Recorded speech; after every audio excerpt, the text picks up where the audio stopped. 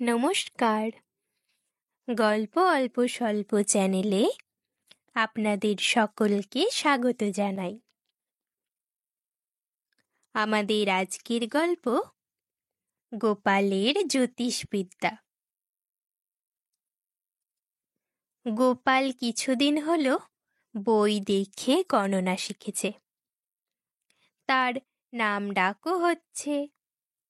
একদিন সে কথায় কথায় কৃষ্ণচন্দ্রকে বলল, হুজুর, অপরাধ নেবেন না, আপনার মন্ত্রীর মৃত্যু হবে ঘোড়ার থেকে পড়ে গিয়ে।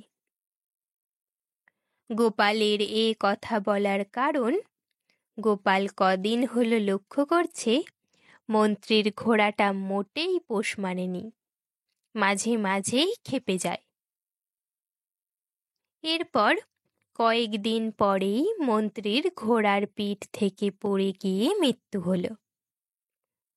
কৃষ্ণচন্দ্রের সঙ্গে গোপালের দেখা হতেই কৃষ্ণচন্দ্র বললেন, গোপাল, তুমি নিশ্চয় খবর পেয়েছ ঘোড়ার পিঠ থেকে পড়ে গিয়ে আমার অত্যন্ত প্রিয় মন্ত্রীর অকাল মৃত্যু হয়েছে। তোমার গণনা একদম নির্ভুল। এতদিন আমি লোকের কথা বিশ্বাস করতাম না। এবার বলো তো, আমার মৃত্যু কবে হবে? কৃষ্ণচন্দ্রের এই প্রশ্নে গোপাল খুবই বিপদে পড়ে গেল।